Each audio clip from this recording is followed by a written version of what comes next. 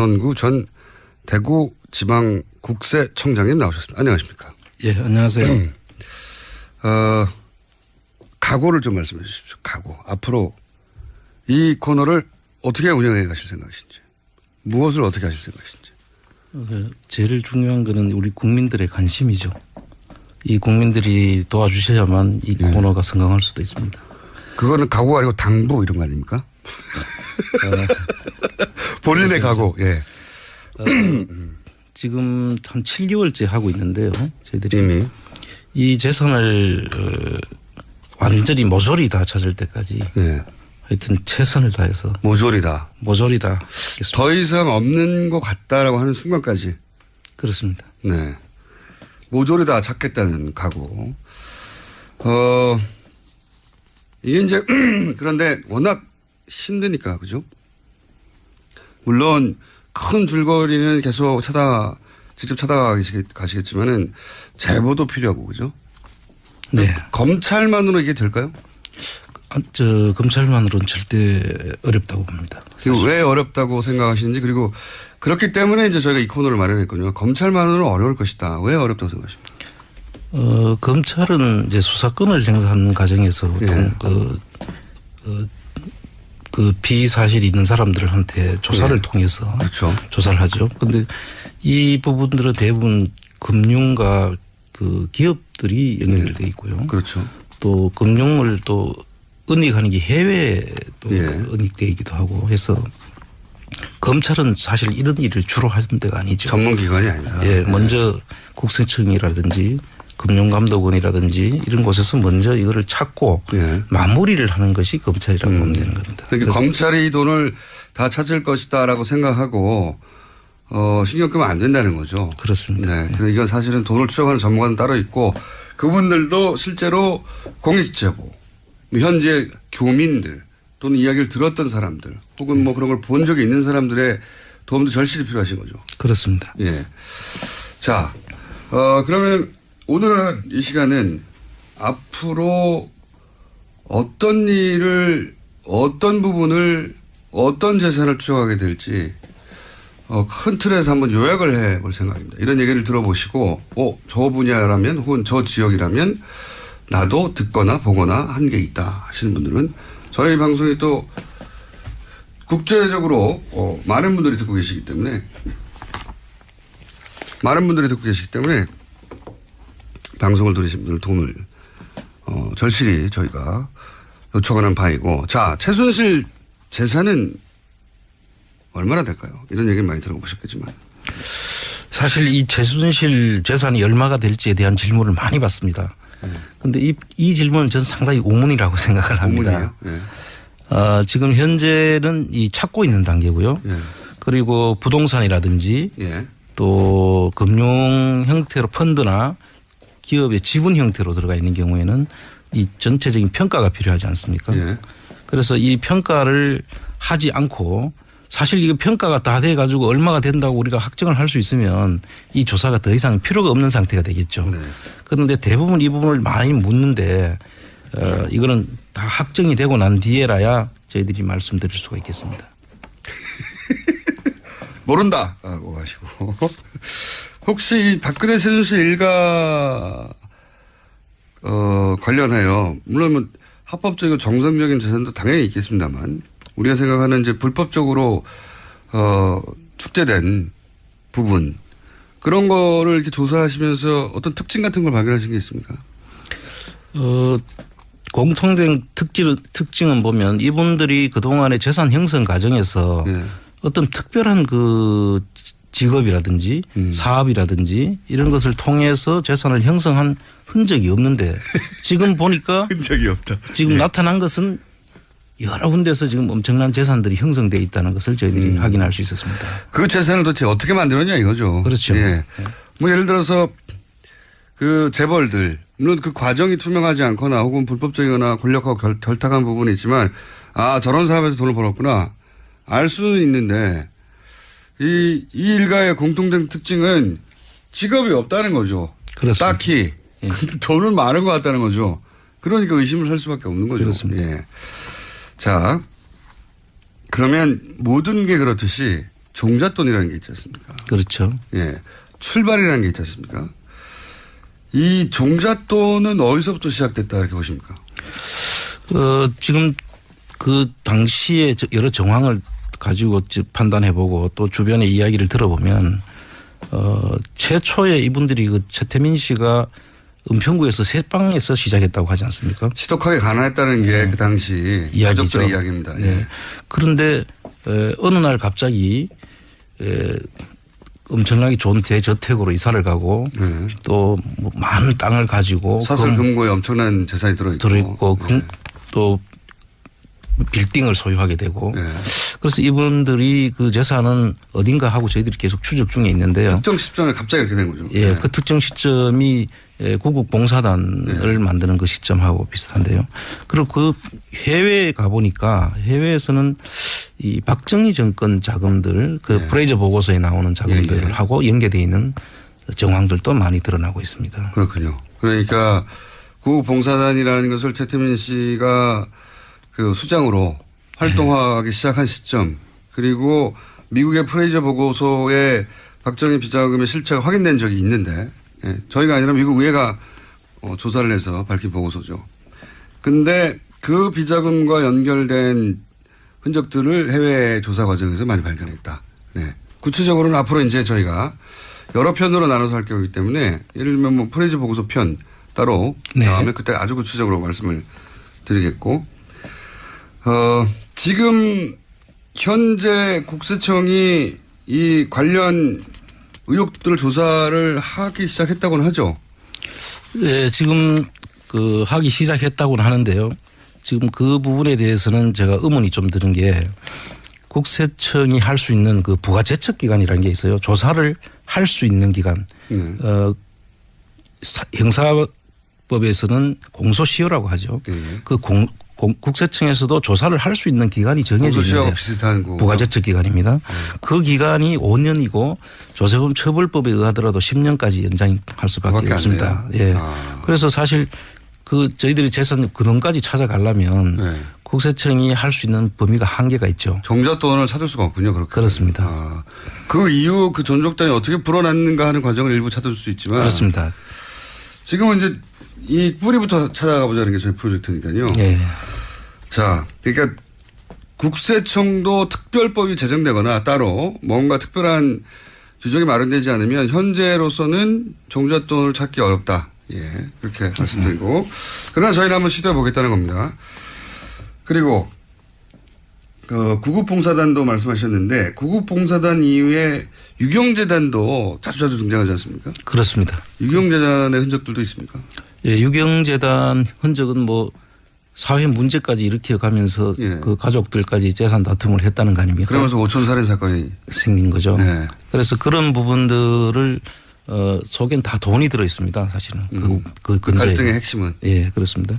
그래서 지금도 뭐 재수사를 해야 된다고 하지만 그 돈을 받으러 나갔다가 뭐 그런 사고가 일어났다고 지금 짐작을 하고 있지 않습니까? 예.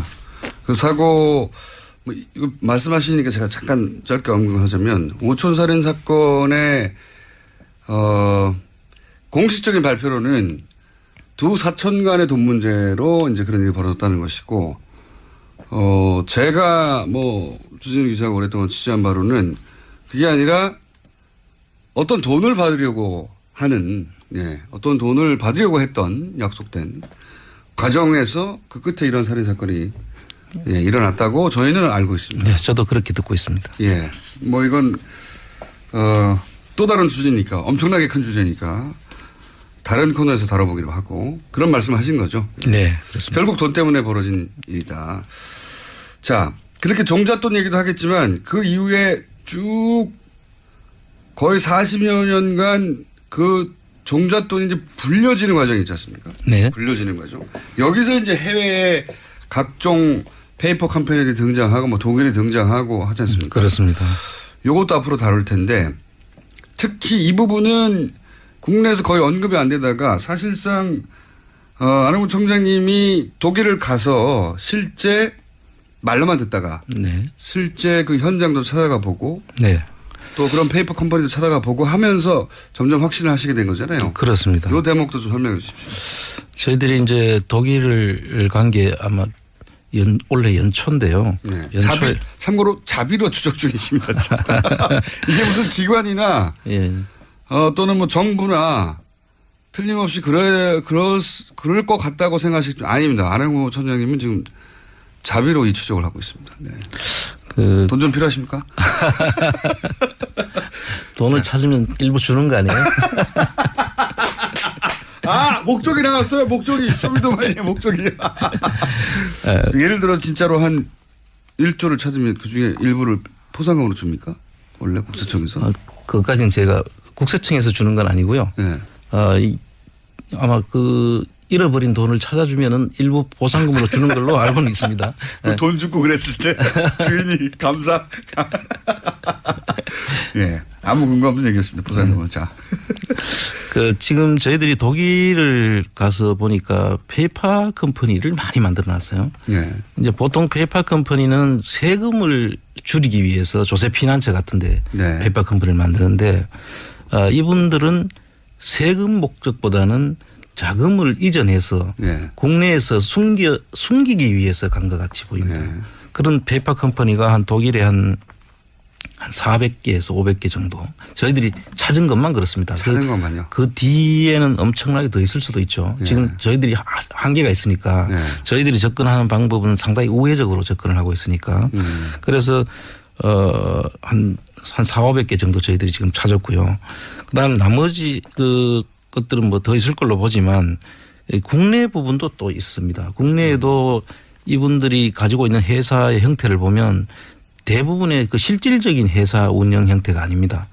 대부분의 뭐 이름을 계속 바꾼다든지 하면서 그 자금을 은닉하는 데 중점을 둔 그런 형태의 기업들이 저희들이 파악한 게 한 50개에서 국내에 50개요? 예, 한 정도 이름이 있습니다. 그런데 그 이름들은 일부는 이름들이 계속 바뀌기 때문에 네.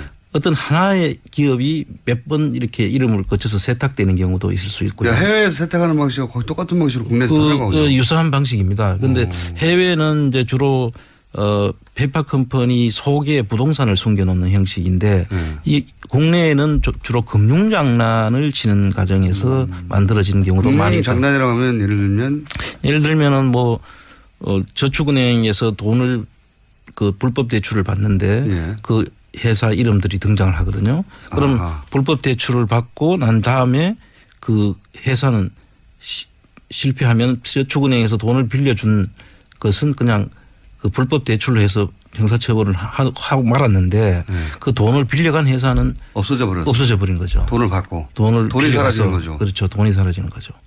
그런 식으로. 예를 들면. 예. 그런데 어쨌든 국내에도 대략 50여 개 정도의 일용 회사가 설립된 거는 추적이 어느 정도 됐다. 네. 대단하네요. 그리고 또 뭐 네덜란드 아주 작은 회사가 최순실 일가의 옷 회사에 2천억 투자하고 이 얘기를 한번 했었습니다. 그렇습니다. 예. 다른 나라도 있다면서요? 뭐 이집트에 어쩌고 하는. 예, 이제 이 페이퍼 컴퍼니를 만들어주는 회사가 있습니다. 그 만드는 걸 중개하는 은행이 있고 네. 또 업자들이네요. 예를 들면 뭐 아주 큰 은행입니다. 예를 들어 UBS 같은 네. 스위스 뭐 유니온뱅크 같은 경우입니다. 굉장히 큰 은행이죠. 예, 그런 은행에서 자금을 숨기려고 가면 네. 이러이러한 과정을 거쳐서 페이퍼 컴퍼니를 만들어 오라고 하는데 그거 어디서 잘 만든다. 그런 거죠. 예를 들면 브로커들이 있군요. 예, 파나마에 있는 그 모색 폰세카라는 그런 그 회사는 법률 회사예요. 그런데 예. 그게 전문적으로 이런 페이퍼 컴퍼니를 만들어주는 회사입니다. 브로커 회사군요. 예. 그게 이번에 밝혀진 거죠. 뉴스타파에서 ICIJ에서 판사 보도에 나온 그 내용들이 일부 밝혀진 겁니다. 그렇군요. 그러니까 그런 페이퍼 회사를 파나마의 전문 브로커를 통해서 만든 다음에 네. 그런 다음에 그 페이퍼 컴퍼니를 통해서 어쨌든 자금을 은닉하는 방식으로. 그렇습니다. 그래서 그거를 이집트 얘기는 뭡니까? 이집트는 이제 그러한 모색 폰세카는 아닌데 그 유럽에도 그런 회사들이 좀 있습니다. 그 독일에도 있고요. 네. 그 중에서 어디든 업자는 있군요. 예, 다 있습니다. 그래서 그 회사에서 최순실 일가의 그 페이퍼 컴퍼니를 만들어준 사람이 있는데 그 사람하고 연계된 사람이 또 독일의 이태리에 있는 회사께 다시 독일에다 또 독일 지점을 만드는데 그 사람이 관여를 합니다. 그래서 그 관여한 사람을 내용을 보니까 그 이태리에서 돈이 들어와서 700억 정도를 그 이집트에다가 후라이팬 공장을 만든다고 하면서 후라이팬 공장. 이제 투자를 하고 그때 당시에 이집트에서는 그 산업통상부 장관격인 분이 나와서 그 기자회견에 참여도 하고 그러죠. 크게 그림을 그렸네요. 그런데 그 실제로 이집트의 공장이 만든 데는 한 뭐 50억에서 한 5억에서 한 30억 정도 수준이면 충분히 만들 수 있는 금액인데 한 700억이 그쪽으로 투자되는 걸로 그렇게 하면서 제3국을 이용한 자금 세탁 그런 구조가 있을 수 있습니다. 전문가의 영역이군요. 그러니까 5억 10억이면 될 일을 700억을 넣었다고 하고 나머지 그러면 690억 정도는 어디론가. 그렇습니다. 네. 훌륭하네요. 네. 그리고 또 그런 얘기도 잠깐 하신 적이 있어요. 뭐 아예 은행이 뭐 예를 들어 과거 동국공 같은데 네. 은행이 설립된 다음에 그 은행에서 뭔 일을 한 것 같은데 그 은행이 나중에 사라지고 뭐 이런 거. 그 이제 프레이저 보고서가 76년도에 작성이 된 보고서지 않습니까? 네. 1976년도인데 그 이후에 그럼 자금이 어디로 흘러갔을까를 네, 저희들이 네. 이제 추적을 하고 있는 중인데요. 그때 스위스 대표부가 예. 외환은행 프랑크푸르트 지점이 스위스 대표부를 네네. 만들죠. 그런데 그 프랑크푸르트 지점장이었던 분이 박근혜 씨의 그 이종 사촌 오빠 네네네. 그분이 이제 거기서 이제 스위스 지점장을 하면서 스위스 대표부를 만드는 시점이 그 시점입니다. 없던 대표부를 만들죠. 그렇습니다. 네. 그래서 그 대표부를 만들고 난 뒤에 또 이분이 외환은행장까지 하시고 퇴임을 하는데 퇴임하실 때 없어집니다. 그 대표부가. 본인만 했다는 얘기죠. 네, 그렇게 봐야 되겠죠. 네. 그래서 그 부분들이 2000년경인데요. 2000년경에 그게 없어지는 순간에 그럼 그 다음엔 또 어디로 갔을까. 네. 이제 저희들이 지금 이거는 어디까지나 추정하는 거죠. 예. 네. 그래서 그 부분을 추정하는데 국내 한 대기업의 회사가 헝가리 쪽에 은행을 사는 겁니다. 그 당시에. 은행을 샀다. 그런데 또 그게 2013년경 그 박근혜 정부가 들어서는 시점이죠. 그 시점에 또 그 헝가리의 그 로컬 기업에 팔리는 게 됩니다. 그래서 이런 부분에 대해서 저희들이 공교롭게도 겹쳐지는 부분에 대해서 물론 이것만 가지고 이런 생각을 하는 건 아니고 디테일이 있습니다. 네. 디테일이 있는데 이제 오늘은 큰 틀에서 사례만 말씀하는 거니까 그렇게 은행을 설립했다가 이 자금을 세탁하거나 하는 그런 방식도 쓰인 게 아닌가 하는 추정이 있다는 거고요. 예를 들어서 아까 말씀하신 페이퍼 컴퍼니 또는 뭐 은닉 재산에 관련된 정보들은 기본적으로 자비로 하시고 조사권이 없는데 그러면 여태까지는 이 내용들을 어떻게 파악해 오신 겁니까? 예, 지금 이 내용을 지금 저희들 파악하는 과정에서 이 가장 감사한 부분이 독일 교포 중에 몇 분이 생업을 포기하고 거의 여기에 미쳐가지고 저희들한테 이 계속 제보를 주고 계시는 분이 있고 저하고 계속 그 채널을 유지하면서 대화를 하고 있습니다.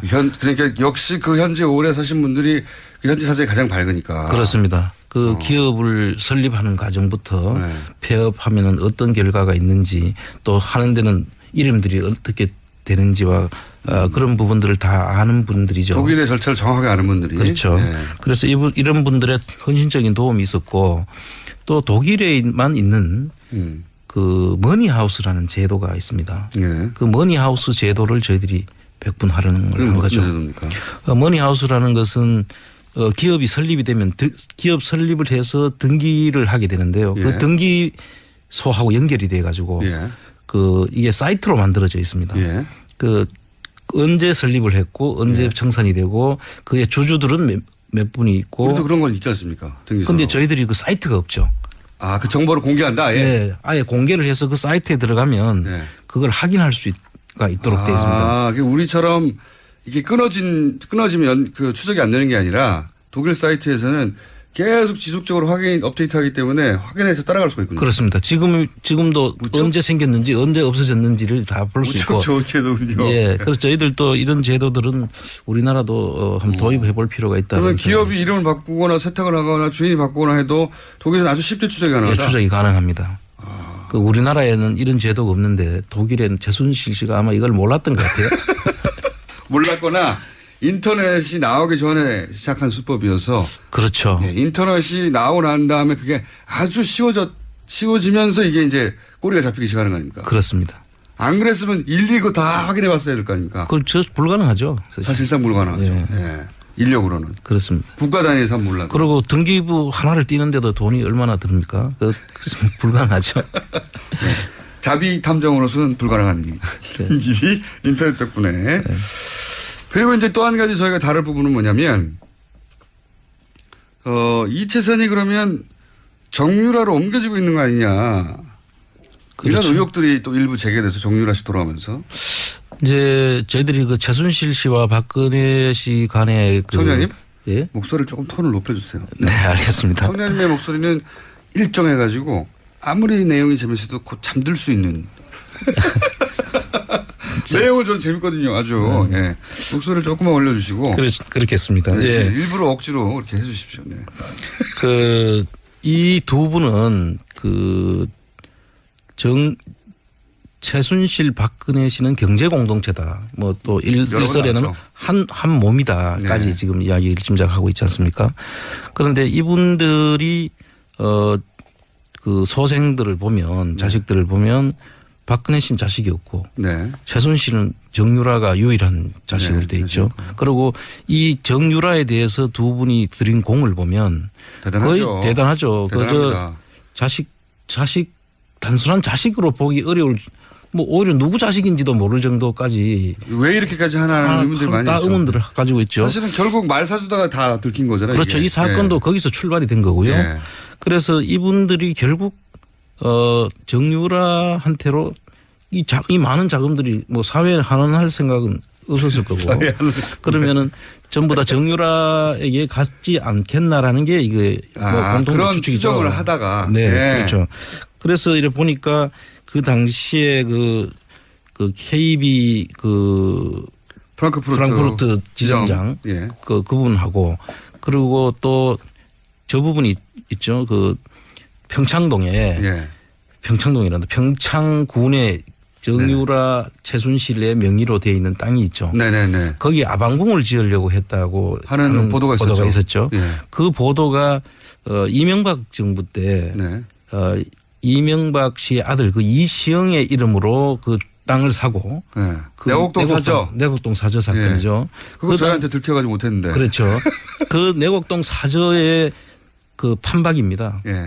그러니까 아들 이름으로 땅을 사고 정부 예산으로 집을 짓고 결국 나중에 상속 없이 대물림할 수 있는 그런 그렇죠. 구조를 만들었던 거죠. 그리고 똑같죠. 그때 똑같습니다. 이게. 내곡동 사저라는 게 결국은 국가가 지어주는 거였는데 그렇습니다. 알고 보면 결국은 아들이 가져가는 구조. 그렇습니다. 그걸 들켜가지고 못해가지고 특검을 해가지고 저희를 굉장히 미워해요. 이명박 대통령께서. 그런데 사실 특검도 뭐 제대로 밝히지 하지 못했죠. 못했죠. 예. 네, 그래서 지금 이 부분들은 동일한 유형의 그 기법이 똑같네요. 기법이 똑같습니다. 그리고 이게 여기는 한 기법이 더 들어가는 게 그 예. 일대 땅을 사게 되면 대통령 그 퇴임 후에 사저가 되기 때문에 예. 없는 도로도 내줘야 될 거고요. 그렇죠. 그럼 그 주변 인근 땅들 값이 다 올라가죠. 도로가 나게 되면. 맹지가 도로가 나서 대통령이 산다는데. 대통령이 살게 되면 뭐 네. 땅값이 엄청 올라가겠죠. 그래서 조금 한 단계 더 나아간 그런 진화된 기법이 아닌가 저희들이 보고 있습니다. 금융감독원이라든지 이런 곳에서 먼저 이거를 찾고 예. 마무리를 하는 것이 검찰이라고 보면 되는 겁니다. 그러니까 검찰이 이 돈을 다 찾을 것이다라고 생각하고 신경 끄면 안 된다는 거죠. 그렇습니다. 네. 그러니까 이건 사실은 돈을 추적하는 전문가는 따로 있고 그분들도 실제로 공익제보, 현재 교민들 또는 이야기를 들었던 사람들 혹은 뭐 그런 걸 본 적이 있는 사람들의 도움도 절실히 필요하신 거죠. 그렇습니다. 예. 자, 그러면 오늘은 이 시간은 앞으로 어떤 일을, 어떤 부분을, 어떤 재산을 추적하게 될지, 큰 틀에서 한번 요약을 해볼 생각입니다. 이런 얘기를 들어보시고 저 분야라면 혹은 저 지역이라면 나도 듣거나 보거나 한 게 있다 하시는 분들은 저희 방송이 또 국제적으로 많은 분들이 듣고 계시기 때문에 방송을 들으신 분들 돈을 절실히 저희가 요청하는 바이고, 자, 최순실 재산은 얼마나 될까요? 이런 얘기는 많이 들어보셨겠지만. 사실 이 최순실 재산이 얼마가 될지에 대한 질문을 많이 받습니다. 그런데 이 질문은 저는 상당히 우문이라고 생각을 합니다. 우문이에요? 지금 현재는 이 찾고 있는 단계고요. 예. 그리고 부동산이라든지 예. 또 금융 형태로 펀드나 기업의 지분 형태로 들어가 있는 경우에는 이 전체적인 평가가 필요하지 않습니까? 예. 그래서 이 평가를 하지 않고 사실 이거 평가가 다 돼 가지고 얼마가 된다고 우리가 확정을 할 수 있으면 이 조사가 더 이상 필요가 없는 상태가 되겠죠. 네. 그런데 대부분 이 부분을 많이 묻는데 이거는 다 확정이 되고 그래서 사실 그 저희들이 재산 근원까지 찾아가려면 네. 국세청이 할 수 있는 범위가 한계가 있죠. 종잣돈을 찾을 수가 없군요. 그렇게. 그렇습니다. 그 이후 그 존속단이 어떻게 불어났는가 하는 과정을 일부 찾을 수 있지만. 그렇습니다. 지금은 이제 이 뿌리부터 찾아가 보자는 게 저희 프로젝트니까요. 예. 자, 그러니까 국세청도 특별법이 제정되거나 따로 뭔가 특별한 규정이 마련되지 않으면 현재로서는 종잣돈을 찾기 어렵다. 예, 그렇게 말씀드리고. 그러나 저희는 한번 시도해 보겠다는 겁니다. 그리고 구급봉사단도 말씀하셨는데 구급봉사단 이후에 유경재단도 자주 등장하지 않습니까? 그렇습니다. 유경재단의 흔적들도 있습니까? 예, 유경재단 흔적은 뭐 사회 문제까지 일으켜 가면서 예. 그 가족들까지 재산 다툼을 했다는 거 아닙니까? 그러면서 5천 살인 사건이 생긴 거죠. 네. 그래서 그런 부분들을 속엔 다 돈이 들어 있습니다. 사실은 그 갈등의 핵심은. 예, 그렇습니다. 그래서 지금도 뭐 재수사를 해야 된다고 하지만 그 돈을 받으러 나갔다가 뭐 그런 사고가 일어났다고 지금 짐작들 하고 있지 않습니까? 네. 그 사고 뭐 이거 말씀하시니까 제가 잠깐 짧게 언급하자면 오촌 살인 사건의